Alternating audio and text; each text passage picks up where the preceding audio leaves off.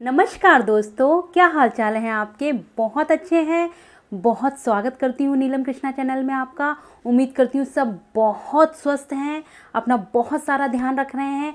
नीलम कृष्णा के साथ बहुत यूज़फुल नॉलेज लेकर अपनी हेल्थ को बरकरार रख रहे हैं। आज का जो टॉपिक है बहुत ज़रूरी है। पिछले दो जो टॉपिक मैंने बनाए थे, डायबिटिक टाइप 1 और डायबिटिक टाइप 2, इन दोनों टॉपिक से ये टॉपिक बिल्कुल सीधे सीधे रिलेट करता है। आज का जो टॉपिक है वो है डायबिटिक फुट अल्सर। जी हाँ, मुझसे बहुत लोग पूछ रहे हैं कि डायबिटिक जब हमें हो जाता है तो हमारे पैरों में ये क्या प्रॉब्लम हो जाती है। उसी से रिलेटेड ये पूरा वीडियो डेडिकेट है कि diabetic foot ulcer diabetic patient को क्यों हो जाता है। बहुत गंभीर समस्या है। डायबिटिक पेशेंट अपनी ये डायबिटिक को बिल्कुल लाइटली ना लें।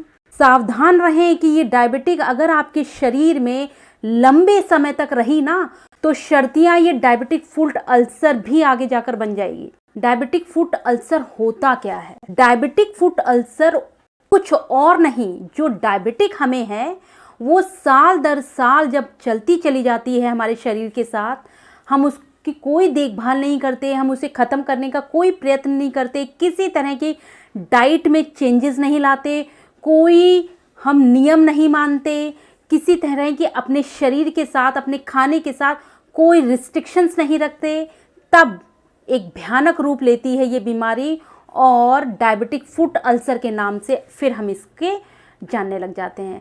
नाम नए नए पढ़ते चले जाते हैं, क्योंकि कोई भी बीमारी जब अति पकड़ने लग जाती है ना तो उसको डॉक्टर रिसर्च पढ़ाई, उसकी एक अलग बॉडी बन जाती है, अलग मेडिकल रिसर्च होने लग जाती है, उसके एक अलग सर्जन होने लग जाते हैं। लेकिन जड़ कारण सिर्फ और सिर्फ क्या था? डायबिटिक। जी हाँ, डायबिटिक इतनी खतरनाक बीमारी है ना ये। अगर आपने इसको समय रहते ठीक नहीं किया, ये आपके शरीर के हर एक ऑर्गन को खा के रख देगी। हर एक ऑर्गन डैमेज होने लग जाएगा धीरे धीरे। डायबिटिक, मैं यहाँ पे सिर्फ आपको अवेयर कर रही हूँ कि लाइटली डायबिटिक को ना लें। गोली खा ली मॉर्निंग में, इवनिंग में इंसुलिन ले लिया बाहर से, सब कुछ सामान्य तरीके से चल रहा है, लेकिन आपको नहीं पता कि वो जो सामान्य करने की जो आपने कोशिश की है ना, धीरे धीरे ये जो सामान्य करने की कोशिश की है ना, अंदर ही अंदर आपकी बॉडी में ये डायबिटिक कितना खतरनाक रूप लेती चली जा रही है ना, आपको पता नहीं चलेगा।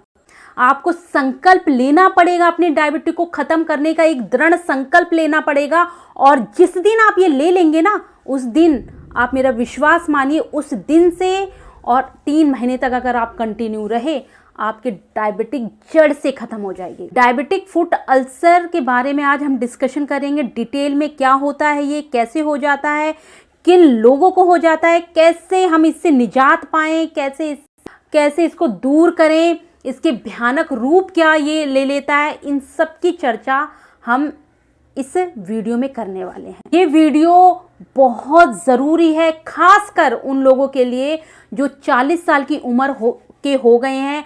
अगर उनको डायबिटिक नहीं भी है तो मैं ज़रूर कहूँगी ये वीडियो वो देखें। जैसे जैसे हमारी उम्र बढ़ती चली जाती है, डायबिटिक का खतरा आप मान के नहीं चलेंगे 20% बढ़ जाता है। क्यों? क्योंकि आपने डायबिटिक क्या है, ये एक लाइफस्टाइल बीमारी है। लाइफस्टाइल अगर आपने चेंज नहीं किया, आपको 100% डायबिटिक हो जाएगी। आजकल लोगों में एक बहुत गलत धारणा ये पड़ी हुई है कि डायबिटिक तो उन्हीं लोगों को होती है जिनके पेरेंट्स को होती है। डायबिटिक तो जेनेटिक बीमारी है। डायबिटिक एक लाइफस्टाइल बीमारी है, ना कि कोई जेनेटिक बीमारी है। जेनेटिक का सेंस ये है कि अगर किसी के पेरेंट्स को है, वो 100% उनके बच्चों को भी हो जाएगी। क्यों? क्योंकि उनके पेरेंट्स का जो लाइफस्टाइल है, बच्चा तो वही कैरी कर रहा है ना, इसलिए 100% वो भी कैरी कर ली जाएगा डायबिटिक को। डायबिटिक फुट अल्सर को मैं डिटेल में बताने जा रही हूँ, ध्यान से समझिए। कॉपी पेन लेके अगर बैठ जाया कीजिए। अगर आपको मेरे वीडियोस में कोई बहुत नोटेबल चीज़ लगती है और आप चाहते हैं कि वो चीज़ आपको याद रहे, तो आप नोट कर लीजिए, क्योंकि ये वीडियो मैं बहुत ज़्यादा रिसर्च करके बनाती हूँ मैं ये डायबिटिक फुट अल्सर पे जो वीडियो डेडिकेट कर रही हूँ ना, जो वीडियो बना रही हूँ, मेरे घर में खुद एक ऐसे मेंबर हैं जिनको ये प्रॉब्लम है। हालांकि उनकी एज ज़्यादा है, लेकिन डायबिटिक के साथ वो बहुत सालों से हैं। उन्होंने बहुत ही डायबिटिक को लाइटली लिया है, बिल्कुल भी डाइट पे कंट्रोल नहीं किया है, जिस कारण उन्हें अब डायबिटिक फुट अल्सर से भी गुजरना पड़ रहा है। सर्जरी हो रही है उनकी। डायबिटिक फुट अल्सर बेसिकली होता क्या है, जब हमारे शरीर में जो ब्लड फ्लो हो रहा है, हमारा डायबिटिक भी है अगर हमें, तो हम बहुत अच्छे से जानते हैं डायबिटिक की वजह से हमारे ब्लड में सिक्रीशन कम कर देता है, जिसकी वजह से जो भी हमने खाया लीवर में जाकर टुकड़ों में डिवाइड होता है। फिर जो ग्लूकोज बना, ग्लूकोज बनने के बाद पेनक्रिया का क्या काम है, ये ग्लूकोज जो है अब पेनक्रिया सिक्रीट करेगी इंसुलिन। अब ये इंसुलिन क्या करेगा, जो हमारा ग्लूकोज है उसे लेकर हर एक सेल को ट्रांसफर करेगा, हर एक सेल इसको अब्जॉर्व करेगी ग्लूकोज को, और हर एक सेल एनर्जी में बदल जाएगी, जिसकी वजह से हम बोलते हैं, चलते हैं, हर काम कर पाते हैं, जिसकी मदद से हमारे अंदर शरीर में जो ऊर्जा रहती है, ये काम हमें इंसुलिन की मदद से ये सब काम हो, बहुत सुचारू रूप से ये सारे काम इंसुलिन की मदद से हो पाते हैं। डायबिटिक में ये इंसुलिन सिक्रीशन कम हो जाती है और हमारे जो ग्लूकोज होता है उसमें एक रिस्ट्रिक्शन आ जाती है। जो सेल्स होती हैं हमारी ग्लूकोज को अब्जॉर्व नहीं करती हैं, एक रेजिस्टेंस बन जाता है, जिसकी वजह से आप बिलीव नहीं करेंगे खतरनाक बीमारी का रूप ले लेती है, जिसका नाम है डायबिटिक। ये तो हो गई बात डायबिटिक की। फुट अल्सर क्या, यही प्रक्रिया जो हमारे शरीर में चल रही है ना, इंसुलिन सिक्रीट नहीं हो रहा है, सेल्स जो है ग्लूकोज को अब्जॉर्व नहीं कर रही हैं, तो ये सिलसिला अगर साल दर साल ऐसा ही चलता रहा शरीर में, तो क्या होगा, हमारे शरीर में ये ग्लूकोज बढ़ता चला जाएगा।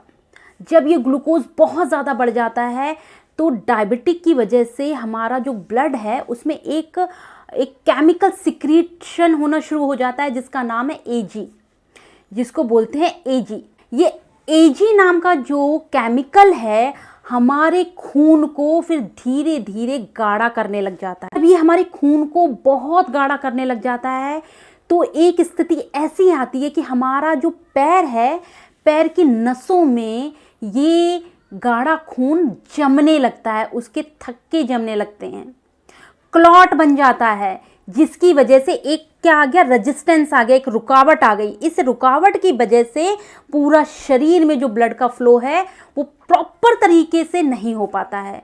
अब क्योंकि यहाँ पे पैर के पास में रुकावट बन गई है तो नीचे तलवों तक खून का संचार ठीक से नहीं हो पाएगा, जिसकी वजह से वहाँ की पैरों की नसों पे असर पड़ेगा। और जब इस पूरी सिचुएशन को, ये जो क्लॉट बन के आया, ये जो ब्लॉकेज बन के आई, इसको कहते हैं पीवीडी, यानी पेरिफेरल वस्कुलर डिजीज। पहला कारण है डायबिटिक फुट अल्सर का पीवीडी, यानी जिस भी व्यक्ति को पीवीडी के लक्षण आ गए, क्लॉट जम गया पैर के आसपास, ब्लड की का थक्का जम गया, मतलब उसे पेरिफेरल वस्कुलर डिजीज हो गई, उसके ब्लड वेसल में जो ब्लॉकेज आई है वो हम पीवीसी नाम से जान रहे हैं। तो पहला कारण है फुट अल्सर का पीवीसी, पेरिफेरल वस्कुलर डिजीज।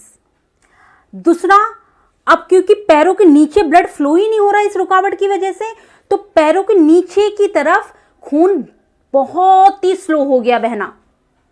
अब जब खून का बहना स्लो हो गया तो वहां पे सेंसेशन कम हो गई, वहां पे जो एक सेंसेशन होती है, जो हमें एहसास रहता है हर चीज का, तो उस पैर के नीचे के एरिया में वो एहसास होना हमें कम हो गया। जब ये ग्लूकोज हमारी सेंसेशन वाली नसों में जमने लग जाता है, तब ये बन जाती है neuropathy, peripheral neuropathy disease. Peripheral neuropathy disease जब बन जाती है, पीवीडी जब हो जाता है, इन दोनों के कॉम्बिनेशन से एक बीमारी उभर के आती है, जिसको हम कहते हैं डायबिटिक फुट अल्सर। बहुत खतरनाक बीमारी है ये सिचुएशन इनिशियल स्टेज में बनना शुरू होती है जब आपको डायबिटिक फुट अल्सर होता है। पीवीडी हो गया, आपको न्यूरोपैथी पेरिफेरल हो गया। अब इन दोनों के कॉम्बिनेशन से एक नई बीमारी का जन्म होगा जिसका नाम है डायबिटिक फुट अल्सर। जब डायबिटिक फुट अल्सर होता है, बेसिकली ये तलवे के बीचों बीच पंजे पर एक छोटा सा लाल दाना होता है। ये लाल दाना छोटा सा दिखने वाला, प्रॉब्लम तो यहां पे आती है क्योंकि सेंसेशन कम हो गया, ब्लड का फ्लो कम हो रहा है, तो सेंसेशन कम हो गया, तो इस घाव में पेन का एहसास भी कम होता है, जिसके कारण हमें दर्द महसूस नहीं होता।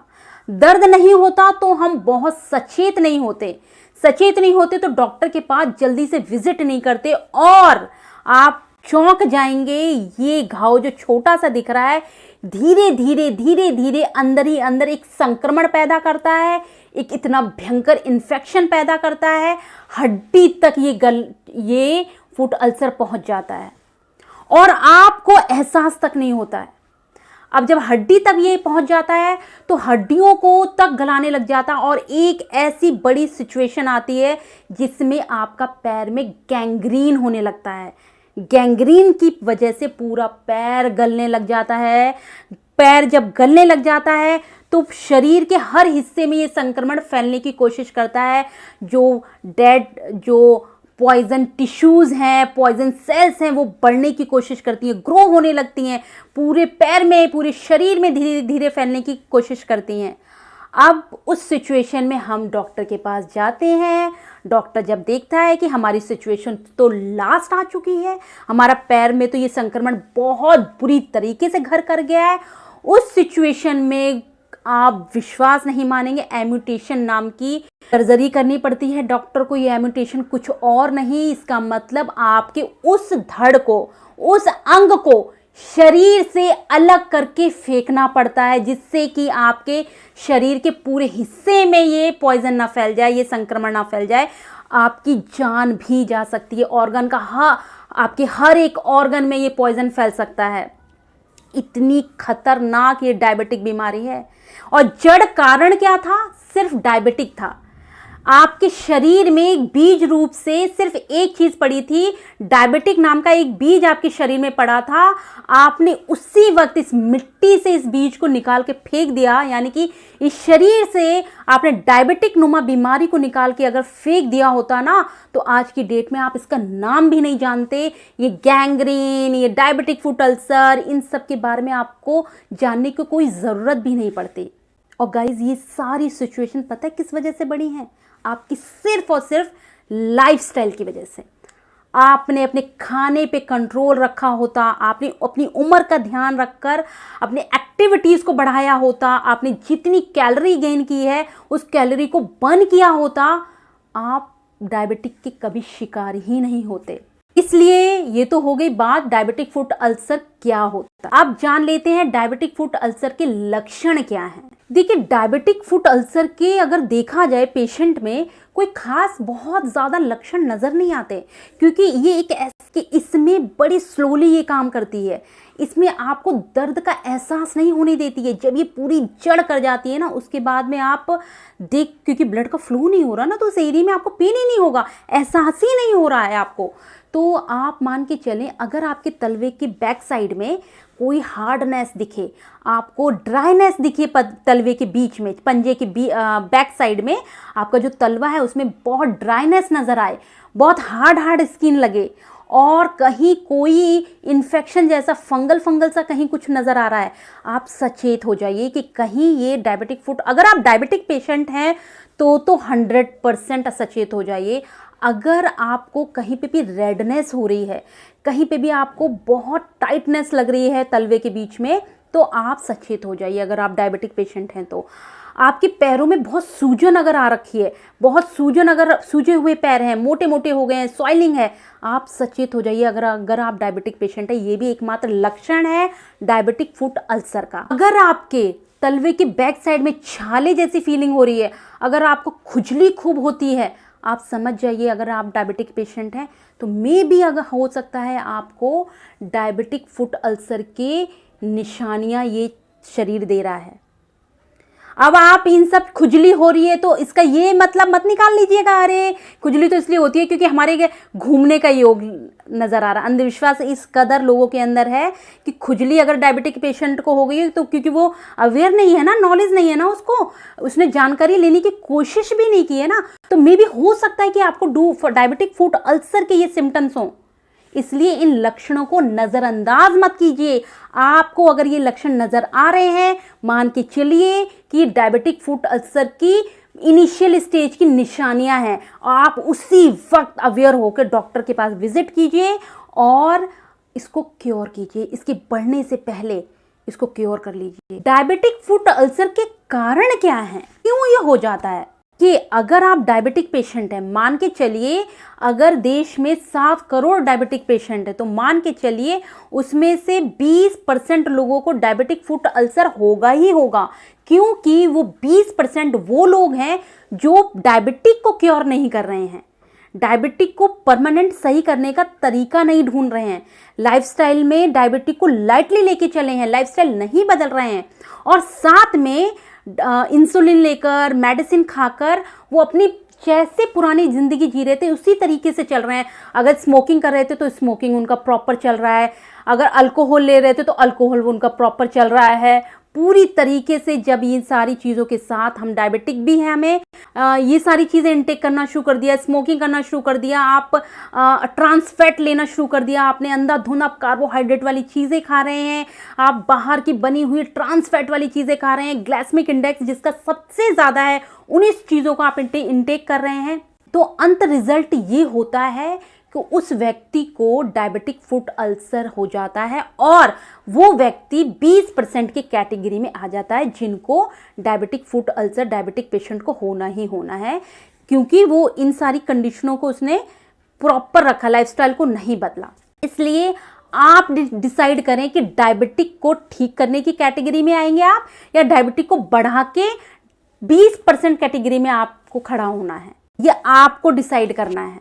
कारण बहुत नहीं है, सिर्फ यही है कि अगर डायबिटिक आपको हो गया है तो आप डायबिटिक को उसी दिन से, अगर जिस दिन से आपने डायग्नोज हो गया आपका कि आपको डायबिटिक है, उसी दिन से आप डायबिटिक को रिवर्स करने की ओर प्रण कर लें, उसको रिवर्स करने की ओर काम करना शुरू कर दें और प्रतिज्ञा ले लें कि इसको मेंटेन करना है। तो आप मान के चलिए डायबिटिक दूर होगी और डायबिटिक फूड अल्सर का तो नाम भी नहीं सुनेंगे आप। ये कारण है डायबिटिक फूड अल्सर के होने के। अब बात करते हैं कि डायबिटिक फूड अल्सर को हम डायग्नोज कैसे करें। डायग्नोज यानी कि इसका परीक्षण कैसे करें। अगर सपोज किसी व्यक्ति को डायबिटिक फूड अल्सर हो गया तो अब इसका परीक्षण कैसा होगा, डायग्नोज कैसे करते हैं डॉक्टर। डायग्नोज करने के वैसे तो तरीके यही हैं जैसे मैंने अभी पहले बताया कि आपको खुजली होगी, आपको रेडनेस हो जाएगी, छाला वाला आपके अंदर आपके पैर तलवे में होगा। तो अगर आपको इस तरीके की निशानियां नजर आ रही हैं तो आपने जब डॉक्टर के पास विजिट किया तो डॉक्टर के पास आप, एक चीज यहाँ पे बहुत इंपॉर्टेंट है, आप ऐसे अगर आपको ये सब निशानियां हैं तो आप नॉर्मल हॉस्पिटल में विजिट नहीं करेंगे, आप एक ऐसे हॉस्पिटल में विजिट करेंगे जो डायबिटिक फूड अल्सर का ही हॉस्पिटल है, जो स्पेशलिस्ट हैं सर्जन इसी ब्रांच के, आप उनके पास विजिट करेंगे। वो उनके पास क्यों करेंगे उनके पास विजिट, क्योंकि उनके पास हर एक टूल है, हर एक मशीन है जो आपके पैर में अगर सेंसेशन नहीं हो रहा है तो सेंसेशन को जांचने की एक मशीन है। आपके ब्लड वेसल्स में ब्लड कितना धीरे धीरे फ्लो हो रहा है, कितनी पल्स लेके फ्लो हो रहा है, ये सारी चीज़ें सेंसेशन मशीन कैप्चर कर लेती है। तो पता चल जाएगा कि आपके सेंसेशन कम है ब्लड की, तो इट मीन्स कि आपको डायबिटिक फूड अल्सर का ये कारण बन सकता है। तो ऐसी मशीनें वहीं होंगी जहां स्पेशलिस्ट हॉस्पिटल होगा। आपका सबसे पहले ब्लड टेस्ट किया जाएगा, ब्लड टेस्ट करके डायग्नोज किया जाएगा कि आपका आप डायबिटिक पेशेंट हैं। अगर आप डायबिटिक पेशेंट निकले तो आपका एक औसतन यानी कि एवरेज डायबिटिक टेस्ट होगा जिसको हम HbA1c टेस्ट कहलाता है, जो उसका परीक्षण होगा। उससे हमें ये पता चल जाएगा कि आपको ये डायबिटिक एक एवरेज वे में कंटिन्यू रहती है क्या, बढ़ी हुई आपकी रहती है। संभवतः ये मान लिया जाएगा कि फूड अल्सर के चांस आप में हैं। अगर आपका बढ़ा हुआ निकला HbA1c। इसलिए ये ब्लड टेस्ट हो गया, आपका MRI होगा, आपका CT स्कैन होगा, आपके घाव को बहुत ही बारीकी से जांचा जाएगा कि उसकी एक्टिविटी क्या है, उसकी वो किस कैटेगरी में, उसके आसपास के टिश्यूज कैसे हैं, आप उसमें सेल्स कैसे ग्रो हो रही हैं, ये सारी चीज़ें डायग्नोस की जाएगी उस हॉस्पिटल में जो स्पेशलिस्ट होगा डायबिटिक फुट अल्सर का। एक बेस्ट सर्जन से के पास आप जाएंगे, इस तरह से आपकी डायबिटिक फुट अल्सर की जांच हो जाएगी, परीक्षण हो जाएगा। अब उसके बाद चलते हैं कि हम इसका निदान कैसे करें। डायबिटिक फुट अल्सर हमें हो गया, अब हम इसको ठीक कैसे करें, इसका इलाज क्या है। अगर आपने इनिशियल स्टेज पर आप गए डॉक्टर के पास, आपने ये छोटे छोटे सिम्टम्स या निशानियां अगर शरीर में देखी, अपने तलवों में महसूस की, अगर आप डायबिटिक पेशेंट हैं तो आप विजिट करेंगे जब डॉक्टर के पास, तो डॉक्टर आपको बहुत इनिशियली स्टेज पर आपका देखेगा कि आपको वो प्रॉब्लम किस हद तक बढ़ी है। इनिशियल स्टेज पे अगर आपकी प्रॉब्लम है तो डायबिटिक फुट अल्सर को ठीक करने के लिए, उसको रिकवर करने के लिए बहुत सारी थेरेपी हैं। मेडिकल साइंस में इतनी थेरेपी इसको करते हैं कि आपका ये डायबिटिक फुट अल्सर ठीक होने लग जाता है। ओजोन थेरेपी दी जाती है जिससे कि इसकी जो अनवांटेड सेलें ग्रो हुई हैं ना, अनवांटेड जो टिश्यूज आए हैं ना, जहरीली जो एक संक्रमण फैल रहा है ना, उसको ये ओजोन थेरेपी ठीक करने का काम करती है। हाइपरपेरिक ऑक्सीजन थेरेपी, हाइपरपेरिक ऑक्सीजन थेरेपी में जो हमारी ब्लड वेसल्स में जो ब्लड फ्लो धीरे धीरे हो रहा है, उसके फ्लो को बहुत हद तक इंप्रूव कर दिया जाता है हाइपरपेरिक ऑक्सीजन थेरेपी में। आपके घाव के आसपास जो अनवांटेड टिश्यू ग्रो कर गए हैं, जो संक्रमण पैदा हुआ है, जो अनवांटेड सेल्स बन गई हैं, उनको काट काट के निकाला जाता है। प्रक्रिया को डॉक्टर बहुत डिटेल करके, बहुत जांच पड़ताल करके करते हैं और आपका घाव काफी हद तक भरने लग जाता है। जो इन्फेक्शन फैल रहा है, उस इन्फेक्शन को रोकने के लिए डॉक्टर बहुत से एंटीबायोटिक देते हैं जिससे कि आपका जो संक्रमण बढ़ रहा है वो संक्रमण थम जाए और आगे ये संक्रमण गैंग्रीन की फॉर्म ना ले जाए, गैंग्रीन ना बन जाए। तो आपको डॉक्टर एंटीबायोटिक देते हैं जिससे कि संक्रमण ना फैले आगे। आपके घाव में अगर सूजन है, पैर सूज गए हैं, हल्का दर्द हो रहा है, उस दर्द के लिए डॉक्टर 100% रिकमेंड करते हैं मेडिसिन खाकर ये सारी चीज़ें रिड्यूस होना शुरू हो जाती हैं। ये तो हो गए इसके इलाज, लेकिन लास्ट में मैं बस यही कहना चाहूँगी, इसका पूरे का सार क्या है। इस वीडियो का सार तो सिर्फ यही है ना कि हम डायबिटिक ही ना होने दें। हमें अगर डायबिटिक हो जाती है, डायबिटिक आजकल एक बहुत कॉमन बीमारी हो गई है। मैंने बच्चों तक को देखा है डायबिटिक है क्या। आप बच्चों का आजकल देखा है आपने, वेट कितना बड़ा हुआ है। छोटे छोटे बच्चे इतना वेट लेकर घूम रहे हैं ना कि मैं हैरान हूं जब उनको देखती हूँ कि आखिर क्यों इनका वेट बढ़ रहा है। कारण क्या है? कारण ये है कि खाना वो भरपूर खा रहे हैं, उसके बाद उनकी एक्टिविटी क्या है, मोबाइल में गेम देख रहे हैं, मोबाइल से पढ़ाई कर रहे हैं, मोबाइल से ही वो अपने माइंड को रिफ्रेशमेंट कर रहे हैं। उसमें हर एक एक्टिविटी उनकी मोबाइल तक सीमित रहेगी। एक जगह बैठकर वो हर एक पूरे 24 घंटे अपने इसी तरीके से बिता रहे हैं। आप अपने बच्चों को किसी एक्टिविटी में इन्वॉल्व कीजिए। आप अगर बच्चे का वेट बढ़ा हुआ है तो आप अवेयर रहिए कि इसका इतना वेट इस उम्र में नहीं होना चाहिए। आप उसका BMI मेजर कीजिए। अगर वेट बढ़ा हुआ है तो उसे किसी एक्टिविटी में डालिए, उसका जहाँ पे जिस स्पोर्ट्स में उसको इंटरेस्ट है उसमें उसे फिजिकली खिलाइए, ना कि मोबाइल में। एक खतरनाक बीमारी है दोस्तों, आप इसको लाइटली ना लें। ये एक ऐसी गंभीर समस्या समाज में फैल गई है जिसे हम और आप मिलकर अवेयर होकर जानकारी प्राप्त कर जड़ से खत्म करना है हमें। आगे के वीडियो में डायबिटिक की डाइट क्या होनी चाहिए, डायबिटिक के लिए एक्सरसाइज क्या होनी चाहिए, डायबिटिक को हम जड़ से कैसे रिड्यूस करें, डायबिटिक के लिए हम अपनी लाइफस्टाइल को कैसे बैलेंस रखें, सारे वीडियो में धीरे धीरे बनाऊंगी और आपके साथ हम और आप मिलकर इस डायबिटिक नाम की बीमारी को समाज से दूर करेंगे। अब किसी को डायबिटिक ना हो ऐसी प्रतिज्ञा लेंगे। उम्मीद करती हूँ ये वीडियो बहुत यूजफुल है, पसंद आया है आपको और बहुत जानकारी से भरा हुआ है। सबको शेयर करें, वीडियो को लाइक्स करें, कमेंट करें, कोई सजेशन देनी हो तो प्लीज जरूर दीजिए। बहुत अच्छा लगता है आपकी सजेशन से। Thank you so much.